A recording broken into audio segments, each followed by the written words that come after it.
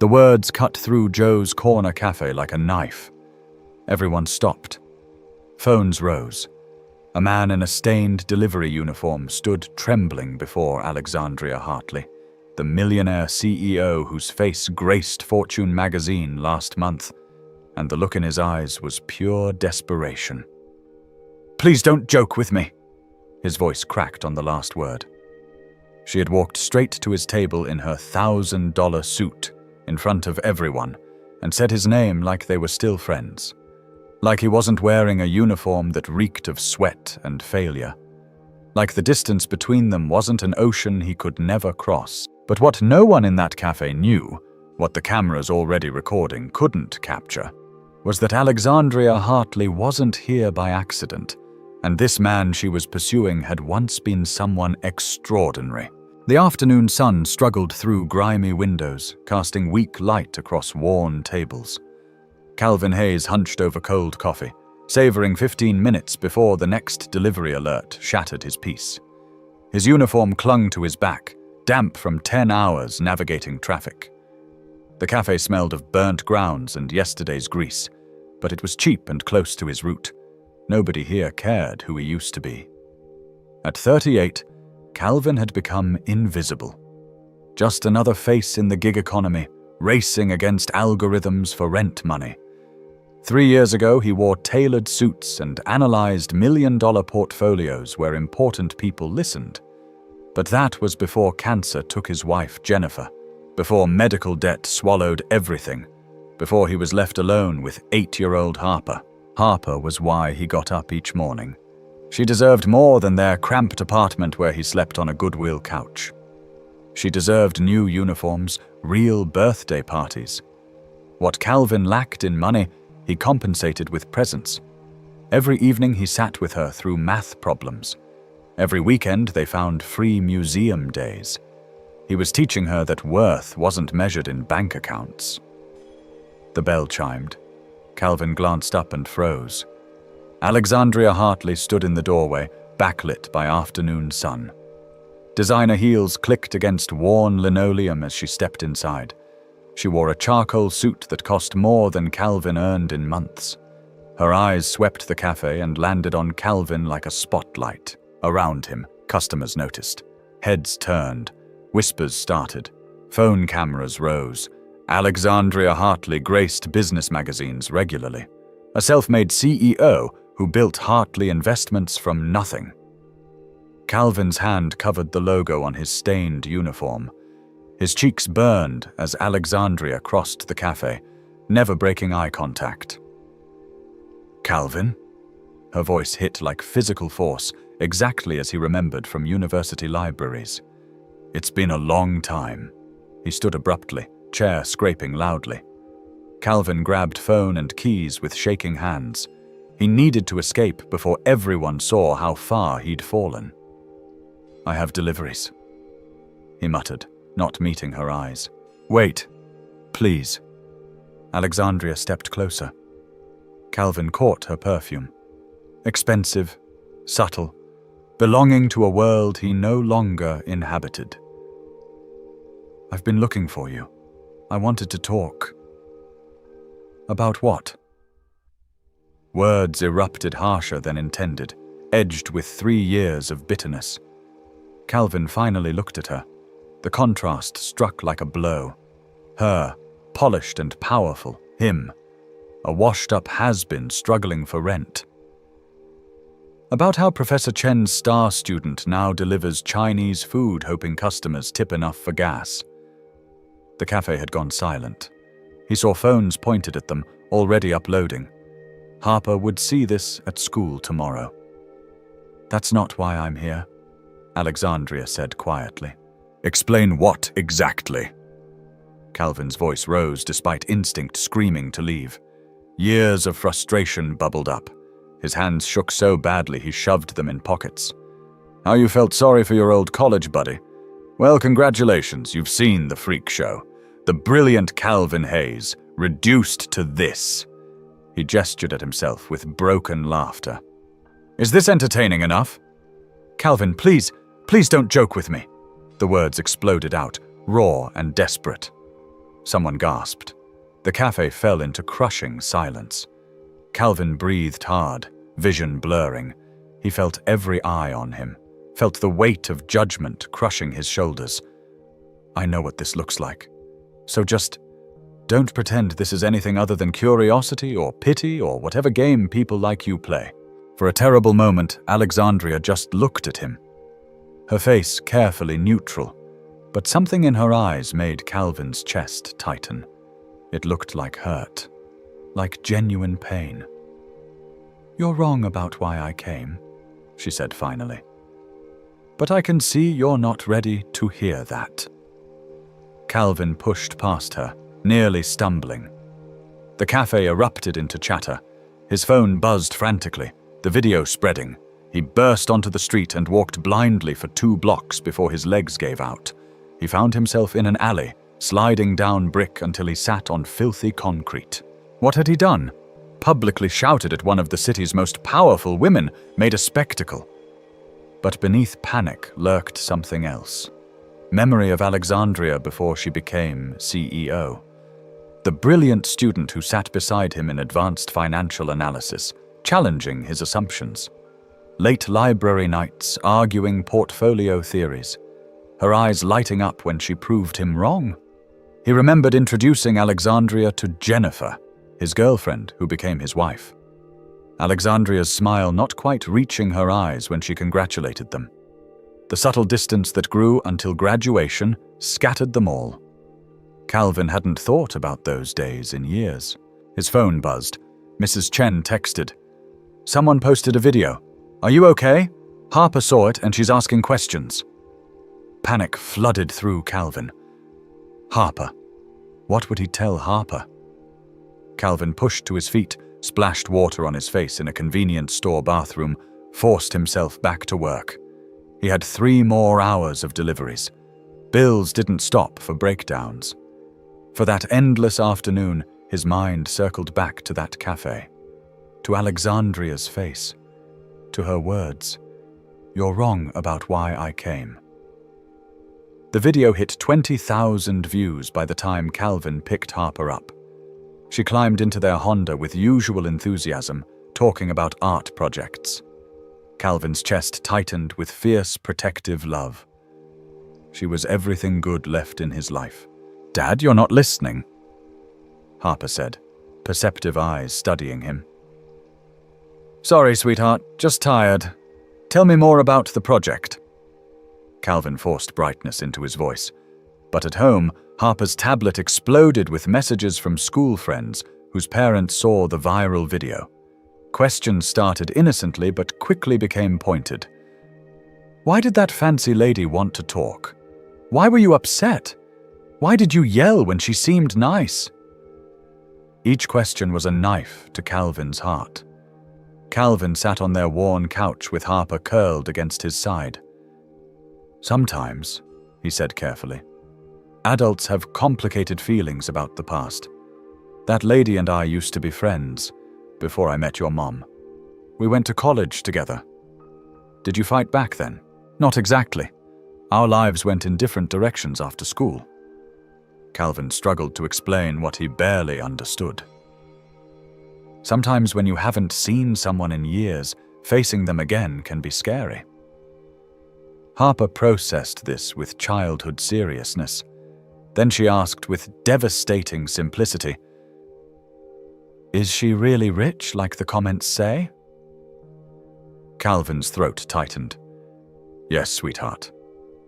"And we're not?" "No, Harper, we're not." Another pause, weighted with everything Harper was learning about unfairness. Then she looked up with Jennifer's eyes. "Does that mean she can't be your friend anymore? Because she has money and we don't?" The question hung between them, innocent and profound. He thought about shame consuming him in that cafe. Certainty that Alexandria could only be there to mock or pity. "I don't know, sweetheart," Calvin admitted. "Maybe some distances are too big to cross." But Harper, with stubborn 8-year-old optimism, shook her head. "Mom used to say people who matter find their way back. Maybe that lady matters, Dad. Maybe you should give her a chance." Calvin pulled his daughter closer, burying his face in her hair so she wouldn't see threatening tears. Jennifer had said exactly that during one of their last conversations. He'd broken that promise, built a fortress of isolation. That night, after Harper slept, Calvin watched the video. It had spread beyond social media, picked up by local news. Comments mixed sympathy, mockery, speculation. But watching from outside perspective, Calvin noticed what he'd missed. The way Alexandria looked at him wasn't pity. Something else showed, almost like hope. When he'd exploded, the hurt flashing across her face was utterly genuine. His phone rang. Unknown number. He almost ignored it, but something made him answer. "Hello?" "Calvin. Robert Chen, from Mercer." His former boss's voice was warm but cautious. "I saw the video. I wanted to check if you're okay." Calvin closed his eyes. "I've been better. I'm calling because what I said 3 years ago still stands." Robert's voice was firm. "You were the best analyst I ever had. If you ever want to come back, my door is open." "I appreciate that, Robert, but I can't." Words came automatically, born from 3 years convincing himself he wasn't good enough anymore. "I've been out too long. The industry changed too much." "Talent doesn't expire, Calvin. You had enough talent for 3 people." Robert paused. "I know what you've been through, but those choices don't erase what you're capable of. Think about it, okay? When you're ready, there's a place here." After they hung up, Calvin sat in darkness. 2 conversations in one day challenging the narrative he'd built about himself. Was it possible he'd been wrong? His phone buzzed with a new message. "Unknown number, area code from upscale business districts." Calvin's heart pounded before he opened it. "This is Alexandria Hartley. I got your number from Robert Chen. I hope that's okay. I understand why you reacted the way you did today. But you're wrong about why I came looking for you. Give me a chance to explain. No cameras, no audience, just 2 old friends talking. Please." Calvin stared at that message for what felt like hours. Every instinct screamed to delete it, retreat to safe numbness. But Harper's voice echoed, "Maybe that lady matters." And his own voice, desperate, "Please don't joke with me." What if she hadn't been joking? Calvin's thumb hovered over the keyboard. Finally, before he could talk himself out of it, he typed, "The park on 5th Street. Tomorrow 1 p.m. Harper will be at soccer practice." He hit send. The response came immediately. "I'll be there. Thank you." Calvin set down his phone and stared at the ceiling, wondering if he'd just made the biggest mistake or taken the first real step forward in 3 years. But inside his chest, something frozen since Jennifer's death was beginning to thaw. The park on 5th Street was nearly empty when Calvin arrived Saturday afternoon, sun filtering through oak trees. He chose a bench with clear sight lines to the soccer field where Harper's practice ran. Watching her always steadied him. Whatever happened in the next hour, she was his anchor. Alexandria arrived at exactly 1 p.m. She wore jeans and a simple sweater instead of power suits, dark hair loose around shoulders. For a disorienting moment, she looked like the girl from university days. She sat beside him, but left respectful distance. "Thank you for coming," Alexandria said finally, voice softer than in the cafe. "I know I have no right to ask anything after yesterday." Calvin kept his eyes on the soccer field. "Why are you really here, Alex? Please, just tell me the truth. I can handle a lot of things, but I can't handle being someone's charity project." "You were never that." Alexandria turned to face him. "Calvin, do you remember the night before our financial markets final? When we stayed up until 3 a.m. arguing about the efficient market hypothesis?" Despite everything, Calvin felt his mouth twitch with a ghost smile. You insisted behavioral economics proved markets were fundamentally irrational. I said you were confusing short-term volatility with long-term efficiency. And you were right, like you were about almost everything. Alexandria's voice carried something like wonder mixed with old pain. You saw patterns the rest of us missed. You could predict company trajectories with accuracy that honestly terrified me sometimes. Calvin's throat tightened. Alex, why are we talking about ancient history? Because I need you to understand something first. Alexandria took a shaky breath. I had a massive, overwhelming crush on you in college, the kind that made me want to beat you on every exam and also just sit beside you in libraries forever. The confession hit Calvin like a physical blow. Alex, please let me finish. I've been rehearsing this for 6 months. She smiled shakily. Then you introduced me to Jennifer, and she was wonderful, and I could see how in love you both were. I did what I thought was right. I stepped back.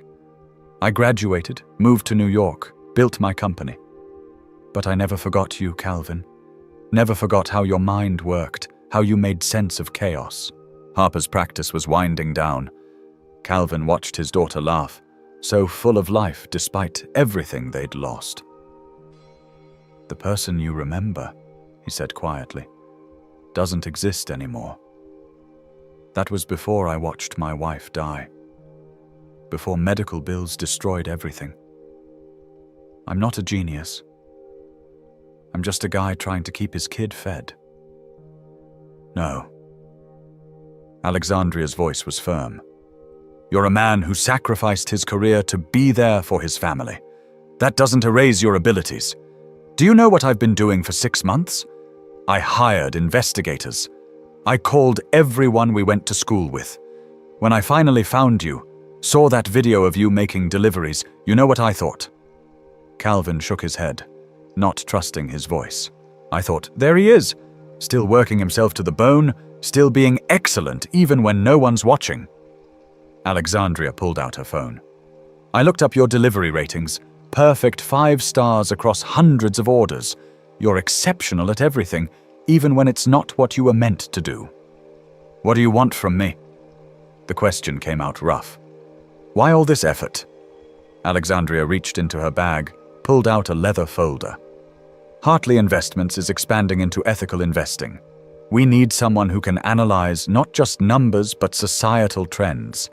I need someone who sees the bigger picture, who understands profit and purpose aren't mutually exclusive. Calvin stared at the folder. You want to hire me.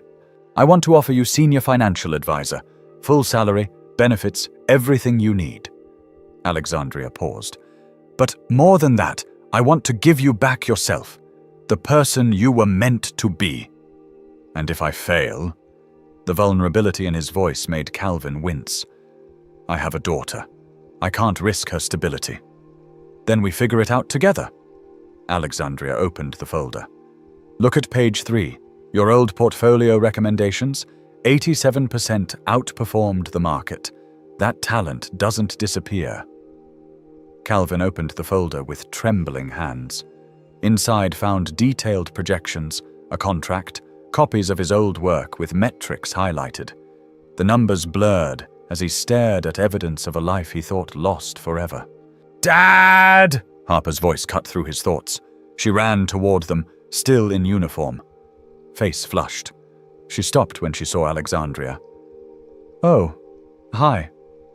Hi there, Alexandria said warmly. You must be Harper. I'm Alexandria. Your dad and I are old friends. You're the lady from the video? Harper's directness made Calvin want to disappear. The one Dad yelled at. Harper, Calvin started, but Alexandria laughed. Yes, and your dad had every right. I surprised him when he wasn't ready.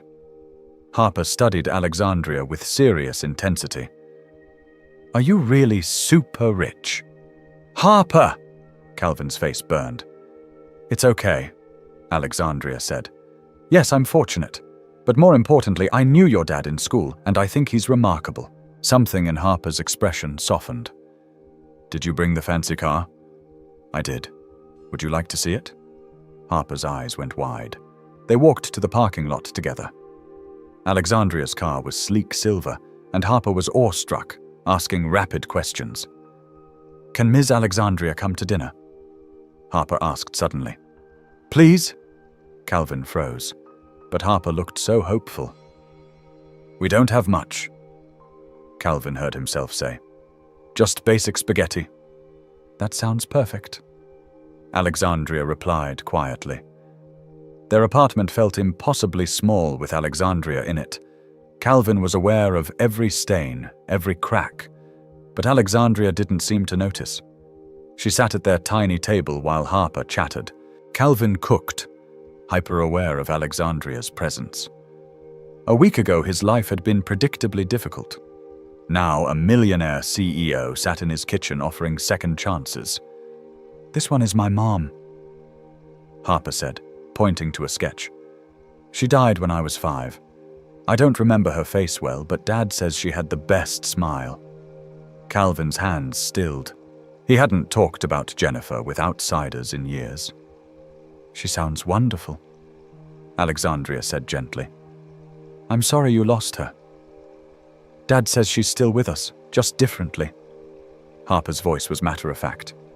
Like in the wind or rain. That's beautiful, Alexandria said, tears in her eyes. Dinner was simple but comfortable. Harper's presence took pressure off adults. After Harper slept, Calvin and Alexandria sat in the living room. She's amazing, Alexandria said. You're doing an incredible job. I'm barely keeping my head above water. I can see how hard you're working. Alexandria paused. I was pregnant once, 4 years ago. Lost the baby at 12 weeks. My marriage didn't survive. I threw myself into work. But watching you with Harper tonight reminded me what I was grieving. Calvin felt the admission settle between them. I'm so sorry. I've built an empire, but I go home to an empty penthouse every night. Seeing you, even struggling, you have something real. You're romanticizing poverty, Calvin said without heat. I know, but I'm trying to tell you that you haven't lost what made you special. I want to help you get back to where you belong, not because I pity you, I believe in you. Calvin looked at her and saw absolute truth. This wasn't charity. If I do this, he said slowly, I need it to be real, not a pity position. Done. You'll be evaluated like anyone else. Alexandria extended her hand. What do you say? Ready to come back? Calvin took her hand. I'm terrified. Good, Alexandria said, smiling. That means you care. Monday morning, Calvin stood outside Hartley Investments, hands shaking. He wore his one good suit, 3 years out of style. Everyone he passed looked polished. Calvin felt their sideways glances. They'd seen the video. Alexandria met him in the lobby. She wore a navy suit, professional armor in place. But when she smiled, something genuine showed. She walked him through security, through hallways lined with awards. His office had a window and a desk that was his. Alexandria introduced him to his team, 6 analysts regarding him with skepticism to hostility. He could read their thoughts. Who is this guy? The first week was brutal. Calvin was rusty, knowledge outdated. The software had changed, regulations evolved. He worked late every night while Harper did homework beside him. Dad, you look really sad, Harper said one evening. Like after Mom died. Are you okay? The comparison hit hard. It's just hard right now, different kind of hard. Some kids say mean things, that you only got the job because she likes you, but that's not true, right? Calvin felt rage flash through him. He pulled Harper close. Sometimes people say cruel things because they don't understand. Yes, Ms. Alexandria helped me, but I'm also working harder than ever to prove I deserve to be there. The crisis came during a board meeting Calvin wasn't supposed to know about. He heard raised voices, Alexandria defending him. He stood frozen as his fate was debated. He heard questionable judgment and demands for his termination. When Alexandria emerged, pale and exhausted, she knew he'd heard. "My office. Now!" They stood across from each other. "They want you gone," Alexandria said. "Half the board, most investors. They're threatening a no-confidence vote." Calvin felt hope crumbling. "Then let me go. Your company is more important. Stop!" Her voice was sharp. "I built this company. I won't let them tell me how to run it. They'll destroy you. Let them try." She moved closer. "Tomorrow I'm calling a press conference, going public with everything, your background, credentials, performance metrics. You can't. That will make everything worse. Or it will tell the truth." Alexandria's expression was fierce. That Calvin Hayes sacrificed his career for family, that he's proven his worth, and anyone who says otherwise is looking at resume instead of results. The press conference was unlike anything Calvin experienced. He stood behind Alexandria before dozens of reporters. She systematically dismantled every argument with facts. She showed performance metrics exceeding senior staff, highlighted analyses that saved the company. "Calvin Hayes is here because he is exceptional," Alexandria said. "If that makes you uncomfortable, examine what that says about your values.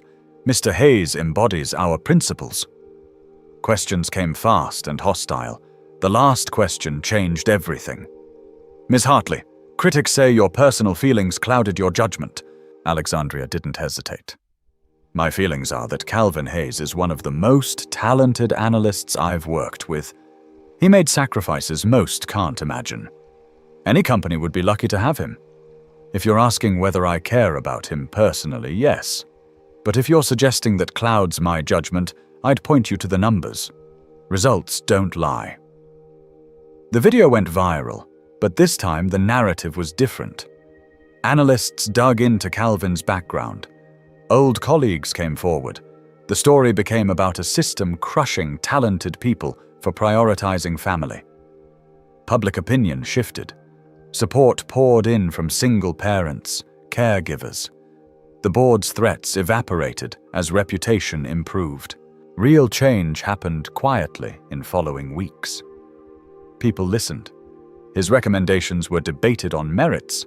Colleagues became collaborative. 3 months after starting, Calvin led his first major project, a sustainability fund investing in companies making genuine impact. The project was his idea, born from seeing both excess and poverty. The fund targeted businesses paying living wages, prioritizing long-term sustainability. "It's ambitious," Alexandria said, reviewing his proposal. "Some would say overly idealistic. Some said that about stakeholder capitalism 10 years ago." Calvin replied confidently. "Now it's mainstream. Listen to you, talking like you've been here for years." Alexandria smiled, something passing between them beyond business. The fund launched to significant interest. First quarter results showed strong performance with measurable impact. Critics admitted Alexandria's gamble paid off. Calvin was no longer the delivery driver who got lucky. He was an innovator. Harper noticed the change in her father. He smiled easily, carried himself with confidence. When she asked while they cooked, Calvin pulled her close. "I finally figured out how to honor your mom's memory, by living the life she wanted for us." "Does that include Ms. Alexandria?" Harper asked bluntly. "Because she looks at you like you're special, and you look at her the same way." Calvin flushed. "Harper, I like her dad. She's nice. She doesn't treat me weird, and she makes you happy. Mom would have wanted you happy. She told me that before she died." The truth settled over Calvin. Jennifer had made him promise not to let grief consume him, to find joy again. That evening, Calvin sent a text. "Dinner tomorrow? Just us. No work talk." His thumb hovered before hitting send. The response came within seconds. "I thought you would never ask." "Yes?" They met at a small Italian restaurant. Alexandria arrived in jeans and sweater, looking like the college girl he remembered. Calvin wore his new suit, the first he'd been able to afford. "I'm nervous," Alexandria admitted. "I've been nervous around you since the cafe," Calvin replied. "I thought I was hallucinating." "I never stopped looking. Not ever." Alexandria reached across the table. "Even in New York, even married to someone I didn't love, there was always this part wondering what happened to Calvin Hayes." Calvin took her hand. "I wasn't changing anything. I was barely holding my world together." "You were raising a daughter alone while working 3 jobs and maintaining integrity. That is changing the world." Alexandria's thumb traced circles on his palm. "I'm not trying to rescue you. I'm trying to be part of your life." "I'm ready to try," Calvin said firmly. "Ready to stop being paralyzed by fear. Jennifer made me promise to really live." They talked through dinner about college days and lost years, about Harper and Alexandria's lost pregnancy, about all the ways life had broken them. When Calvin walked Alexandria to her car, when she turned to him with hope, he kissed her, gently at first, then deeper. "I've wanted to do that since advanced financial analysis," Alexandria whispered. "I've been half in love with you since college," Calvin said. They dated quietly for months. Harper knew immediately and approved enthusiastically. She started calling Alexandria Aunt Alex, began including her in drawings. 6 months after starting, Calvin's sustainability fund grew to over 50 million. Returns were solid, but more importantly, impact was real. Companies created living wage jobs, reduced carbon footprints, implemented ethical supply chains. Calvin made doing good profitable. The board that once debated his firing now discussed his promotion to vice president. Calvin sat at the conference table, no longer outsider but valued voice. When Alexandria caught his eye and smiled, he felt the weight of how far he'd come. But the moment that truly mattered came on a Saturday afternoon in autumn. Calvin and Alexandria had taken Harper to the park, the same park where they'd first talked. They sat on the same bench while Harper played. "I've been thinking," Alexandria said, hand finding Calvin's, "about the future we're building. I know everything has moved fast, but I want you to know I'm completely all in. With you, with Harper, with whatever comes next."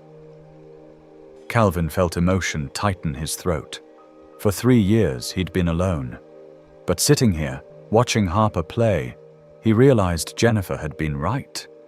Living meant being vulnerable enough to love again. "I'm all in too," he managed. "It scares me, but that means it matters." Harper ran over, breathless. "Can we get hot chocolate?" "Of course," Alexandria said, offering her hand. Harper took it, and the 3 of them walked together, an imperfect but genuine family taking shape. Alexandria proposed to Calvin on the 1-year anniversary at Joe's Corner Cafe. She'd reserved the entire cafe, the same cafe where everything started. She filled it with people who mattered. When Alexandria got down on one knee, in the exact spot where Calvin had told her not to joke, he cried. "You told me not to joke," Alexandria said. "So I'm asking with complete seriousness. Calvin Hayes, will you marry me? Will you build a future with me where we prove every day that love and success, second chances and earned victories can all exist together?" "Yes," Calvin said, pulling her up and kissing her as the cafe erupted. "Yes to everything." They married 6 months later. Harper was the flower girl and gave a speech that made every adult cry. She talked about her mom, about how families could grow, about second chances. Calvin stood with his arm around his wife and felt completeness. He had lost so much. He had fallen so far. But he had also climbed back, proven his worth. And standing in his office years later, looking out over the city, Calvin thought about that day in the cafe. The day he'd shouted, "Please don't joke with me," and nearly threw away the best thing that would ever happen. He was grateful she hadn't given up, that she'd seen something worth pursuing, and he hoped that somewhere, people who felt as lost as he once did could hear this story and understand. Your circumstances don't define your worth. Your lowest moment isn't your final destination. And sometimes, the person you least expect is waiting to remind you who you really are. All you have to do is be brave enough to let them in.